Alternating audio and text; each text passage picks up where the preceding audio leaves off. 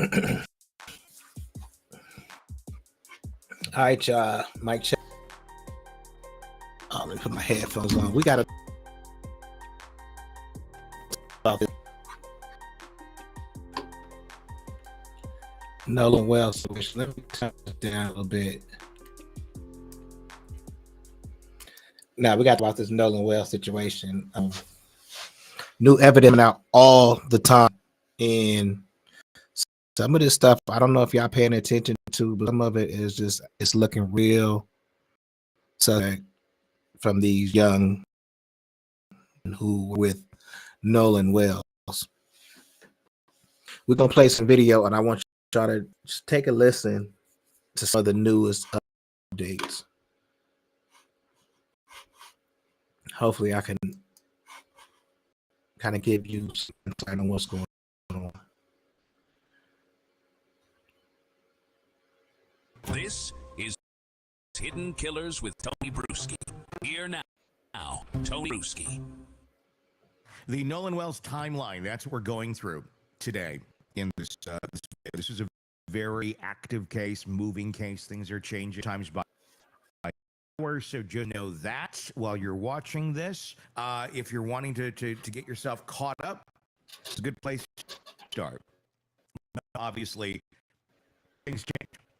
Here's where we're at, because there's so many things in this case that are simply odd, not adding up. Weird inconsistencies in the life of Nolan Wells. The last moments, I should say specifically, of Nolan Wells. And when he's found dead, yeah, people have a right to ask questions. Nolan deserves the answers. The people around him deserve answers.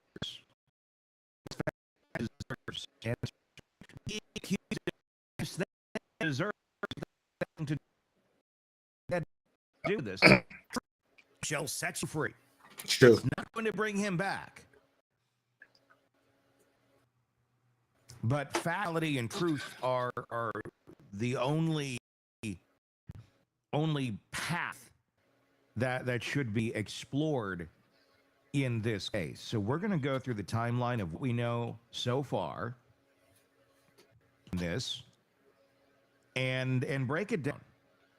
And love for you to give me your thoughts, your opinions in the comment section on Substack and YouTube. Those links are in the description. Be sure to hit subscribe, because we're going to keep following this thing wherever it may lead. Let's start here.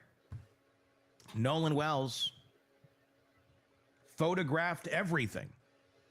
So when his mother opened his phone looking for the last day of his life, when she got his phone back, she expected to find it. Instead, she found nothing. Christine Wansley opened Noah's Snapchat inside the 24-hour window before the timer could wipe it, because Snapchat is where teenagers actually live. That is where his last day should have been.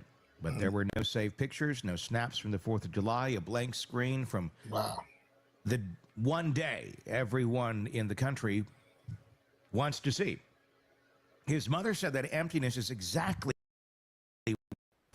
nothing was deleted. The question is why?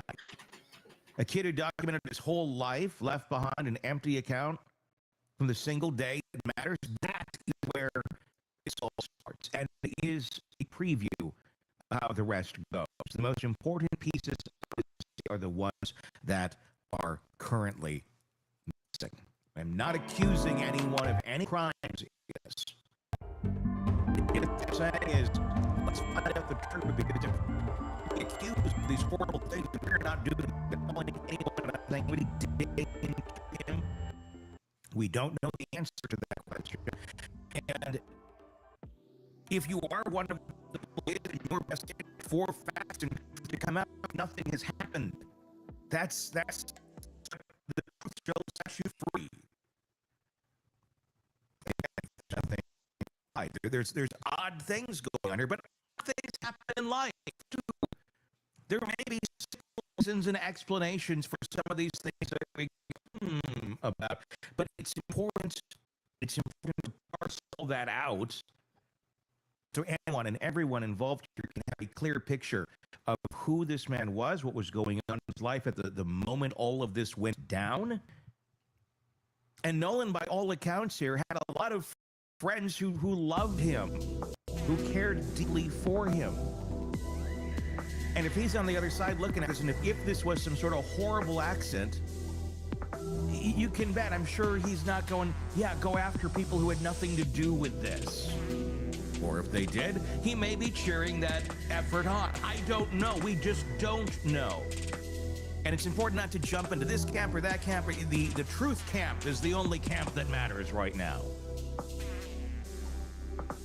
Here's what missing looks like in this case. A young woman Nolan met that day says he told her he was heading back to catch the boat with the boys. The boys say Nolan told them he was staying behind to talk to her. Both of those can't be true. Or could they? Could they? Could they both be true? And something else happened along the way. I don't know. The boys say Nolan told them he was staying behind to talk to her. She said he was going back with the boys. Same afternoon, same handful of hours. Two accounts pointing in opposite directions. And the one person who could tell you which one is right is the one who never came home.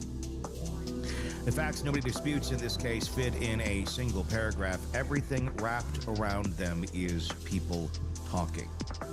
Nolan Wells was 18, Ocean Springs, Mississippi, a student athlete at Southwest Mississippi Community College, a wide receiver, a business major, known to the people who loved him as No-No. On the evening of July 3rd, he made his family salmon for dinner. Then he left to spend the night with friends ahead of the holiday. He cooked for his family.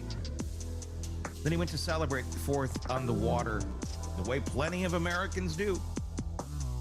The water, in this case, is Horn Island. It sits about 10 miles off the Mississippi coast. It is federally protected, a federally protected barrier island. It's pristine sand. It's wild. It's uninhabited. There's no shelter. There's no facilities, no drinking water, no communications. Just a good place to go with your friends and hang out and get away from everything and just be.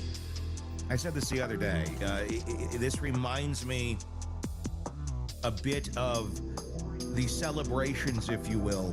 Remember the TV or the movie American Pie? The summer before everybody goes off to life.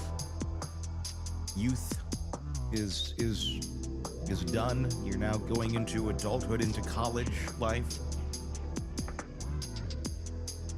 Crazy things happen. People are doing stuff, and I'm not saying it's an excuse. I'm just saying that's kind of the atmosphere, if you will, for where this story is taking place. Put it on a barrier island. Everything that comes after this is the part that matters most. There's no cameras. I mean, people have phones, but there's no like security cameras on the trees. What people have on their phones is going to be important. There's no neutral witnesses. Whatever happened out there happened in a place where nobody officially could see it, at least not that we've seen yet. There's no footage, there's no record. There's only what people say. On the 4th, a group of high school friends took private boats out to the island. By one friend's account, they had been drinking since late morning. At some point in the afternoon, the group headed back to the mainland, and Nolan did not go with them. Sheriff John Ledbetter would later tell the Associated Press that from the people they had talked to, it sounded like Nolan chose to stay on the island, assuming he would ride back with someone else. That's the official explanation for how an 18-year-old ended up alone on a barrier island 10 miles out. He chose to stay. One of his own friends does not buy it. Javon Williams, who saw Nolan on the island that day, told CNN he had never known Nolan to stay back while his friends left. If Nolan rode out with you, he came back with you every single time. Do people sometimes do things that are out of the ordinary? Yeah, it does happen. Can't say that that's not a possibility, but it would be out of character. So even the people who were there cannot agree on the one decision that started all of this. Around 11 o'clock that night, one of the friends from the trip called the Coast Guard to report him missing. Nolan's family reported him missing too. The search launched the next day. The Coast Guard, Mississippi's Department of Marine Resources, and a volunteer group, United Cajun Navy, canvassed the island boat and by air on Monday 6. They found a body in the water near the shoreline. Did match Nolan's description. Back home, the town came apart at the seams. More than 100 people gathered in the streets of Ocean Springs carrying signs that read, "Justice for Nolan Wells." The school district opened the high school auditorium for a grief session. The mayor posted about coming together, and underneath all of it ran a current of suspicion that the people in charge were not telling the whole story. A lot of emotion. Without a doubt, a lot of emotion. Is it directed in the right way without enough information? We just don't know yet. And when tragically dies, young, successful, smart man who has his whole future ahead of him, loved by his friends, his family, you're gonna want to hope it's something, in a weird way, more than just some stupid accident. And in the same way, you don't want it to be something more, because that means there's something nefarious going on, or something that people just don't want to be accountable for going on as well. There's a lot of ifs. And the word justice that early in a case, truth may be the right word, until we're able to understand if there's something nefarious at play here. Which, look, like I said, as of this recording, we don't know that. Could that come out later? Very possibly. We are going to keep following this, but just keep in mind, when you're typing your comments, that as of this moment, there's a lot of weird things, but we don't necessarily have anything to go. A lot of weird things. I don't know if I can believe that. A lot of weird things. I don't know if I could believe that. He tell everything. That's his side of the story. So we do want to make sure that we say that, because we got some other thing going on. Let's see how Willie D feels about it. There's two sides. Willie D Live. What's up, family? The rescuer who found Nolan Wells' body, Brian Thrasher, may have just revealed that there actually was a cover-up. Of course, he wouldn't straight out say it. Inadvertently, perhaps. I want you to check this article out, fam, and you be the judge. Tell me what y'all think about this. Listen to what this dude said. Nolan Wells' death is still under investigation, but a rescuer who helped search for the missing football player believes the dangerous waters around Mississippi's Horn Island could explain what happened. Brian Thrasher, National Vice President of the United Cajun Navy, told the U.S. Sun that the northwest tip of the island has powerful currents and a sudden underwater drop-off that can quickly pull someone into deep water. His comments come as authorities await autopsy results, while Nolan's family continues to seek answers through an independent investigation alongside the official probe. Nolan Wells, 18, disappeared on July 4th after traveling with friends to Horn Island, about 10 miles off the Mississippi Gulf Coast, before he was due to report for football camp at Southwest Mississippi Community College on July 6th. By the way, that's when they found his body, fam. That's cold, but Brian Thrasher said the weather looked calm during the search, but the water itself posed a hidden danger. It was mostly calm, very, very shiny hot. Water temperature was in the 80s, he told them. According to investigators, Nolan was last seen between 3 p.m. and 4 p.m. Friends later reported boat problems and made a distress call around 4 p.m. In the recorded call, released by NBC News, a man says, "Hey, we're at the bottom west tip of Horn and our bilge pump stopped working. We're sinking. Can you all please come? I want to get this boat unsank and towed back." GPS data from Mississippi Department of Marine Sources shows the boat left the island at 4:31 p.m. and returned to its private dock at 6:06 p.m. Some friends later told investigators that Nolan chose to stay behind after meeting a young woman and planned to return with another group. Trasher said the area where Nolan was last seen is especially risky. That island, they have a very strong current on the northwest tip.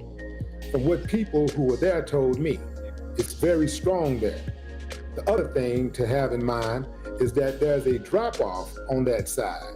And so you can be in 3 feet of water, and then the next step, you could be in 20 feet of water. If all of a sudden you're 20 feet in the water and a current starts carrying you, it can drag you out fast, violently. Search coordinator Josh Gill also told the U.S. Sun there is a pretty heavy tidal surge and tidal movement on that portion of the island where they were at. He added, it's a pass between 2 islands, so there's increased tidal influence there, along with the wind and wave action. Conditions can change rapidly there. Trasher said he was flying about 400 feet above the island on July 6th when the search team spotted a body near the northwest shore. Even though I was about 400 feet or so, I could see the body. I was zooming in with my land gear so I could get a closer look. It matches the description of what he was wearing. So we were pretty sure, without confirmation, that was probably him. When we came back, the sheriff had said they had people there that had eyes on him right there on the beach. Their words were, there was no reason to think it's not him. Authorities have said preliminary evidence points to accidental drowning, and they have not found evidence of foul play. A final cause of death is pending an autopsy. Attorney Ben Crump said the case will be presented to a grand jury after the sheriff's investigation, adding, the hope is that when this is presented to the grand jury, all relevant witnesses and evidence will be presented to them so that we can have a fair and impartial investigation to the death of Nolan. He also said, we also agreed that we would have a mutual inspection of the cell phone with our experts and their experts, and officials will assist with the cell phone downloads so everybody will be able to see at the same time what the cell phone has. That's very important. And the question is right now, people are asking, well, let's wait till the autopsy comes back. Why everybody so suspicious? Why everybody so suspicious? Black dude goes out on a boat with his white friends. Everybody come back except the black guy. Did I mention it was in Mississippi? Mississippi has to have the record for most unsolved black murders by white suspects. Got to, easily. The whole state, totally corrupt. I don't trust none of them. I don't even trust the rescuers. Okay, they found the body. That's what rescuers do. They find the body. Sometimes rescuers create the body. Yeah. Sometimes they are the reason that a dead body is available. You dig what I'm saying? I don't trust. All right, we're gonna watch one more.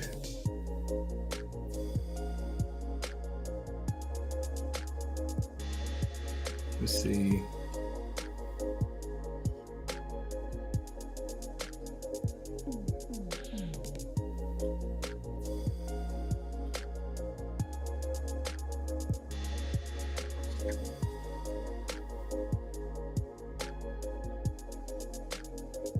Hello, my lovelies. How are you? I hope you're doing well. I see some of you are enjoying the game. Y'all, we in Wisconsin in the United States have had smoke so thick that it's been like when I was a kid, I was in Montana. Nor can come to the terms to this day. I can't understand how in the middle of broad daylight in front of all the tourists, Jay Slater at 19 just walked off a cliff that goes 100, 150 feet straight down. I just can't. I can't understand in that case how the friends had the GPS of where Jay Slater claimed he was laying in a ditch, stuck by a cactus, but they didn't go to the location to save the friend, yet just simply wasted a lot of time till in the evening they reported him missing and never gave up the GPS for a couple of weeks. Never understood any of that. And now we're in the Nolan Wells case. This young man is only 18. He gets on a boat with his friends. They head out to an island, Horn Island. Now on Horn Island, there's no inhabitant, there's no shelter. It's just a mound of sand, and that's in the middle of the Gulf there. It's just a little stretch of exposed land. There's no reception. There's no docks. You can't dock your boat. So you wouldn't leave a passenger behind, because how are they going to get help if they need it? And it's, it's duty of care is what it is legally. If you are the boat master, the captain of your ship, and you take out a bunch of people, you have to have a head count when you leave, and then you have to have a head count that matches when you return. Otherwise, naturally, we got problems. You guys, I just can't with this. So we're going to be talking about how on this small little lake, you can just look over the whole thing, island, Nolan Wells' body was found on the northwest tip of this island. And then you have to consider that that is the exact same location that his ride left, that he came on. In the middle of the broad daylight. And there's hundreds of boaters. Like, it's beyond me to understand this, how Nolan wasn't seen after 4:30 unless he couldn't be seen. Had something already happened to him. Wow. Because you got too many witnesses and none of them are coming forward going, hey, I saw this kid. He was walking across this area or that area. Go back to some of our cases. Let's go back to Gabby Petito, and there was this Brian Laundrie. Brian Laundrie, like, the whole world thought they were seeing Brian Laundrie after the fact. Like, yeah, I'm in car wash. People were calling it, he was buying groceries at the Piggly Wiggly. And it was just absurd how many people saw Brian Laundrie when no, they didn't. But in this case, in the Nolan Wells case, we got no one claiming to see this person after 4:30 p.m. Nobody. And I'm like, the only logical thing I can come up with in my logical brain is that something happened before that time and he wasn't up moving around. I can't accept it. So if we've got the GPS now, we know where they were with the boat.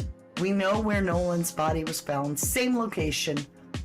They have to hot-foot it out of there at 4:30, and they're taking on water, but then midway a trip, something happens and they can go up to full speed. Man, there's just a lot to this. I can't. Yeah, it's a sandbar. Thank you, Bonafide. That's exactly what it appears to be. A sandbar with some grass.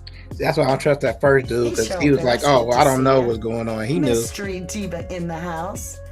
Missy Marie, good to see you. Trish Gavin, Jay Girl, good to see you as well. We're going to stop right there.